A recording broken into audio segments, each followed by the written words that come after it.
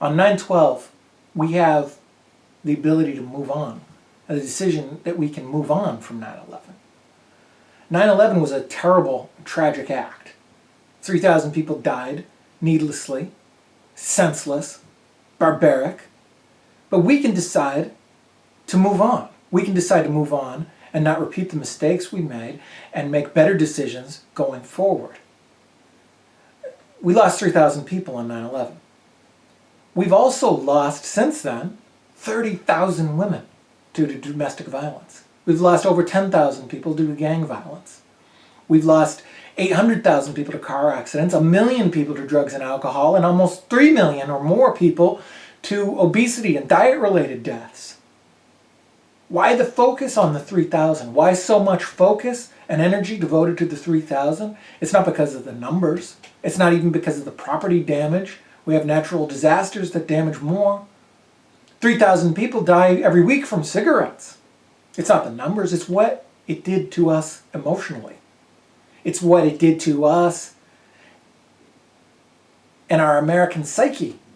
We thought we were untouchable. That's the damage that it did.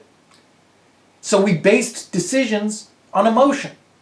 In the wake of 9/11, we based decisions on emotion, and that is a terrible way to make decisions, especially about life and death decisions.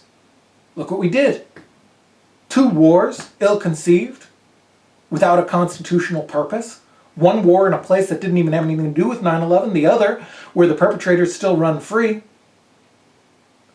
Thousands of troops dead, tens of thousands of Iraqi and Afghanistan civilians dead, people we were supposed to be going to save and liberate, people who'd be alive today.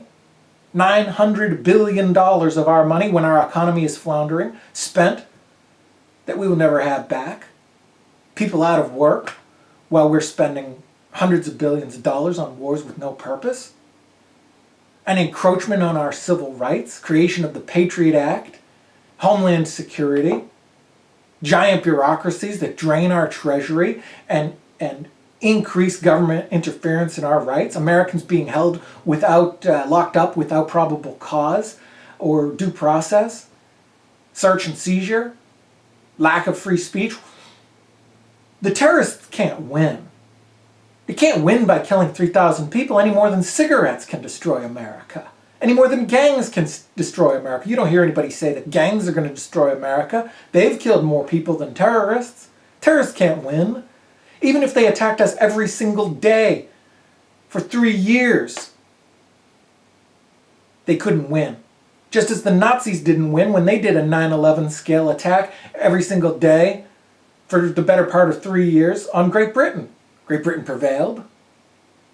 No, they can't win. They can't control ports, they can't blockade, they can't control trade, take territories, conquer cities, or any other method of warfare. All they can do is scare us. That's why it's called terrorism. All they can do is affect our emotion. That's why it's called terror. And we are the ones in control of that. We have the ability to not do what they want. Their worst nightmares if we ignored them. If we had a small, humble ceremony honoring the dead after 9/11 and didn't change our policies and didn't try and create a war between the United States and Islam and didn't invade countries. Their worst nightmare would have been if we simply sent a couple thousand of our best special forces and investigators to capture and bring those responsible for justice. That would have been their worst nightmare. If we had done that, we'd have $900 billion more dollars, tens of thousands of troops at home instead of overseas, thousands more who'd be alive today, tens of thousands of civilians who'd be alive, better relations with the world. We'd be safer, and we probably would have caught those responsible. Instead, we used the excuse and the sadness and the emotion of the tragedy of 9/11 to embark on failed policies, and we continue to do it.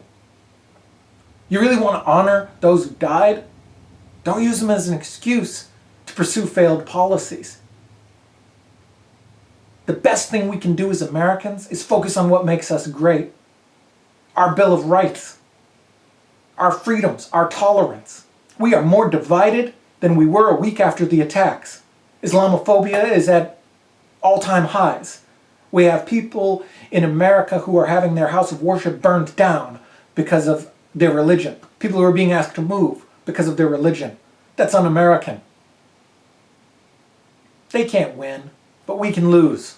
Let's not let them lose. Let's not keep waving the flag and rallying and using it as a battle cry for failed policies.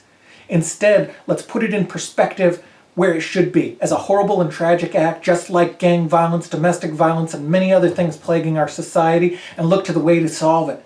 And look to the way to make our country better, and embrace those things that make us great. Become open, not afraid of the world.